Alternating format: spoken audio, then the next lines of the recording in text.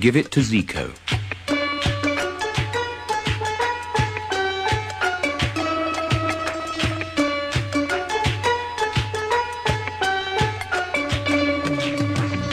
Inside the Santos Stadium, everyone's eyes were on the pitch. It was easy for Zico to creep into the changing rooms and hide his football boots in one of the lockers. "I can't play in boots," he muttered to himself. "Of course I can't. I've never played in boots."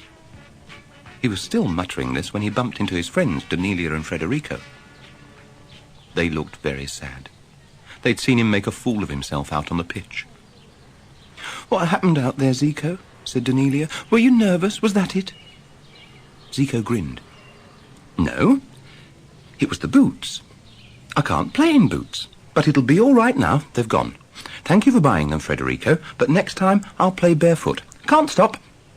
He leapt off along the terraces, as agile as a mountain goat on his bare brown feet. Federico groaned deeply. "Oh, he's got rid of the boots. Now I can't put them back where I took them from. I'll go to prison. I wouldn't mind. I wouldn't really. If only Zico could have played for Santos. I could have said, 'My friend is the famous Zico.'" Federico put his head in his hands and wept.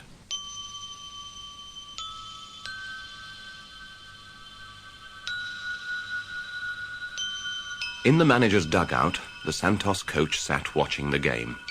"No," he said. "There's nobody here with any real talent." "Excuse me, sir," said Zico. "Don't bother me, boy. I'm busy. You were number 20, weren't you? Go home. We can't use you." "Please, sir, I can't go home." "What do you mean you can't?" "I can't go home because somebody has stolen my boots.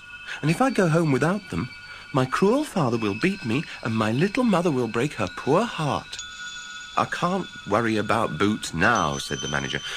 "Hang about until the trials end and I'll send for the police." "Yes, sir," said Zico, and sat down timidly.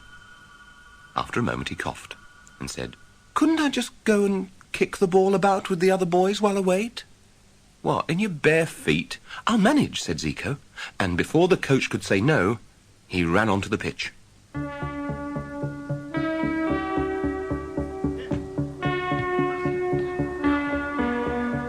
He took the ball from the boy in white boots and snaked round two other players. He passed quickly to the wing, and as the ball was crossed back to him, he headed it firmly into the top corner of the net.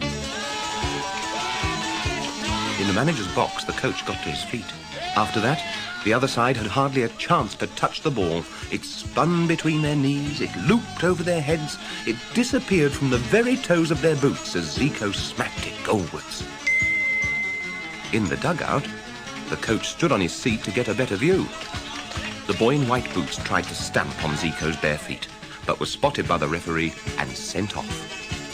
Before he reached the stand, Zico had scored another goal. The coach jumped up and down so hard that his seat broke. "Sign that boy! Sign that barefoot boy!" "Now I can go to prison happy," declared Federico, and marched indoors. "I'll go with you," said Danelia. "We'll go to prison together." The Santos first team were in the changing room putting on their kit. Danelia and Federico stood in the doorway, waiting for the robbery to be discovered, waiting to admit to stealing boots from a Santos locker. "Hey, Enrico, what are your boots doing in my locker?" said the Santos goalkeeper. "Search me," said the centre-half, and took the black and yellow boots and began lacing them on. "You kids shouldn't be here," he said, noticing Federico and Danelia in the doorway. "No, I mean, we stammered Federico. "We just want your autograph," said Danelia quickly. Then they both fled.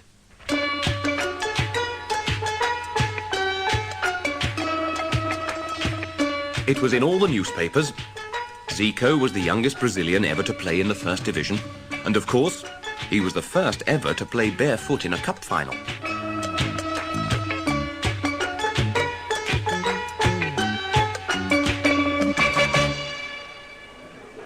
On the day of the match, his parents, his sister, and all his friends from the beach were in the stands. They waved flags, blew whistles, and sang songs.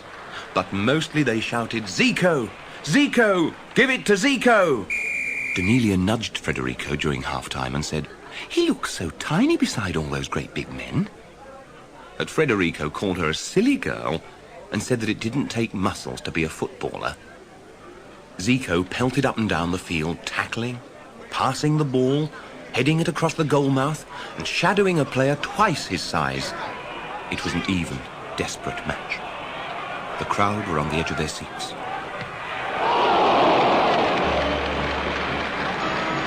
Then Zico heard a Santos player shout his name.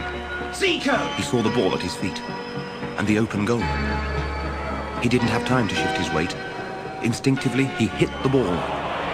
There was a thunderclap as every seat in the stadium folded shut and the entire crowd leapt to their feet. Then the roar built up until it seemed to shake the sky. A goal! A goal! Zico has scored!